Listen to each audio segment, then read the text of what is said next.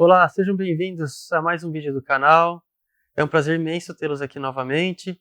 Continuamos com o segundo vídeo da parte de reabilitação e fonoterapia. Hoje será bem interessante, vamos falar com a Luciana Adorno novamente. Lu, obrigado de novo. Eu que agradeço. Pela presença. Então, a ideia é trazer sobre os distúrbios de linguagem pós-AVC.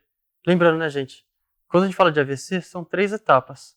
A prevenção, que estamos trazendo vários vídeos sobre como se prevenir, falamos bastante. A fase aguda, quando acabou de ter AVC, a gente vai falar mais vezes. Qual o condutor tomário que temos de moderno. E reabilitação, ou seja, aquele paciente que já passou pela experiência negativa de ter um AVC e a gente tem que correr atrás do prejuízo e colocar ele de novo. Então é isso, né, Lu? A ideia da reabilitação qual que é? O que você vê na sua... O que é reabilitação para você? Num todo. Favorecer o máximo que a gente conseguir oferecer de vida e de autonomia para esse paciente após o AVC, né? Então, a reabilitação, eu acho que, para mim, é tudo, assim, favorece todo o processo, né, que o paciente necessita naquele momento, independente se é uma lesão neurológica ou não. A reabilitação favorece e oferece, vamos dizer assim, esse suporte, essas ferramentas para que o paciente consiga alcançar o que ele deseja. O que a gente falou no vídeo anterior e nós reforçamos, né? A reabilitação não é um processo com um profissional. Sempre é multidisciplinar, né? Sim. Então, eu adoro trocar ideia, figurinha com todos os profissionais de todas as áreas. Né? E hoje a ideia é falar da fono, tá? E vamos falar um pouco sobre distúrbios de linguagem, porque o paciente sofre AVC e não consegue falar, se comunicar. E isso é altamente debilitante. Já imaginou? Tem no atendimento do AVC, tem uma regrinha que a gente fala, linguagem é prioritário. Se o paciente, às vezes, está mexendo tudo, mas a linguagem é o principal defeito na hora do que está acontecendo no AVC, é um AVC altamente debilitante. Imagina um músico ficar distúrbio de linguagem, acabou a vida dele, acabou a profissão. Né? Então, o que você vê, assim, o que é afasia? Dá um norte pra gente, pessoal, disfasia, o que é isso? Então, na verdade, a gente coloca, né, existem diferentes nomeações, mas quando a gente tem a linguagem e por alguma lesão central a gente perdeu essa linguagem, a gente fala que existe a afasia. E daí a gente pode até subdividir, né? Afasias de nomeação, porque você faz um protocolo, você faz uma avaliação detalhada, onde você vai fazer exercícios e provas com esse paciente para você ver aonde que está a dificuldade. Se é na compreensão, se é na expressão. Às vezes o paciente te entende, mas não consegue falar. É interessante, a gente vê mesmo. Você fala, ele entende, mas ele não expressa uma palavra. Não consegue expressar. Muitas vezes ele não entende e não consegue falar. Mas repete. Se você mandar repete, eles conseguem repetir. É bem complexo. Isso. Então, daí a gente tem que fazer uma avaliação muito detalhada para ver aonde que estão as lacunas para você direcionar a sua terapia, né? E aí você vai fazer uma terapia cognitiva mesmo, uma terapia de reabilitação perante o que você observou nesse processo de avaliação. É um processo longo, não é um processo rápido, né? Então, não é uma coisa que você consegue, às vezes, fazer em uma terapia, às vezes vai mais de uma terapia. A reabilitação em si é um processo longo. E aí, o que a gente observa, né? Que quando a gente faz a reabilitação na fase aguda, a recuperação é melhor, né?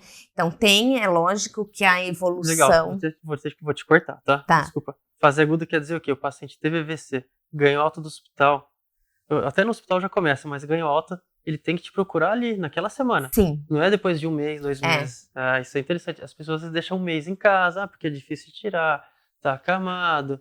Que tem opção, você pode ir em casa também, né? Os profissionais de fono podem fazer terapia em casa, até ir para clínica, especificamente. A gente sabe que existe, né, a melhora espontânea. A gente sabe disso, mas com o processo terapêutico, a gente não só atende o paciente, né? Mas a gente orienta a família, o que está acontecendo, como conversar e como lidar com esse paciente, por exemplo, que está com uma dificuldade de compreensão. Nós tivemos a mesma fala com a fisioterapia. Que interessante isso, né? Você vê que o processo de habilitação ele é conjunto, ele é igual para todas as especialidades, todas as áreas. E são, às vezes, orientações simples, né? Como televisão ligada, um paciente que está com dificuldade na compreensão, dificulta ainda mais a compreensão. Nunca tinha ouvido falar isso. Né? Velocidade de fala. Então, às vezes você chega para o paciente está com uma dificuldade de compreensão e você chega falando, oi pai, bom dia, tudo bem, como que tá? O paciente às vezes não entende, você precisa falar de uma forma mais devagar. Então, assim, tudo isso interfere no processo de compreensão. E muitas vezes o que é comum é quando acontece, né, a gente fala tanto a dificuldade da expressão como da compreensão, que a gente fala que é uma afasia mista. A pessoa acha que está entendendo, mas não está entendendo tudo. Então, assim, a avaliação vai ajudar a família a entender e a compreender e como estimular também em casa. Então, né? dá para fazer estímulo em casa, vocês orientam e vocês fazem estímulos no consultório também. Dá uma pincelada bem simples. O que você faz no consultório para um paciente desse? O que você tem para...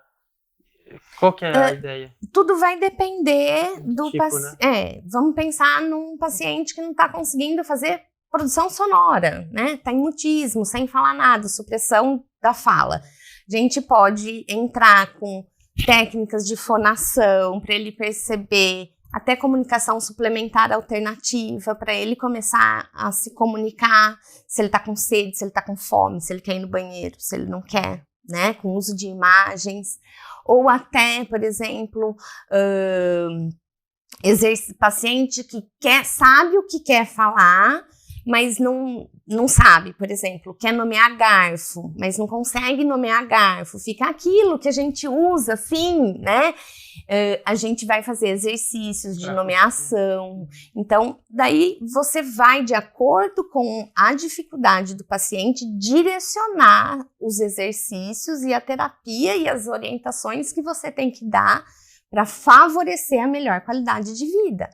Né? Resumindo, assim, é complexo o processo de fonoterapia, é demorado e tem que ter um profissional. Não adianta em casa ficar fazendo testezinho, tipo, eu falei na fisioterapia, ficar apertando bolinha.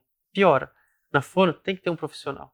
Então, assim, Lu, a ideia foi essa, passar por cima, explicar. Talvez podemos futuramente gravar vídeos falando de pontos muito específicos da fonoterapia, para as pessoas tirarem dúvidas, né? E a ideia agora, o próximo vídeo que a gente vai gravar é sobre TDCS, né? Isso. Veja, olha na câmera. Até dá um brilho no olho dela, porque ela adora esse assunto, que é neuromodulação. O que é TDCS? Estimulação transcraniana por corrente contínua. Então, a gente vai falar sobre isso no próximo vídeo. Até mais, pessoal. Obrigado, Lu. Valeu. Obrigada. Eu que agradeço. Excelente.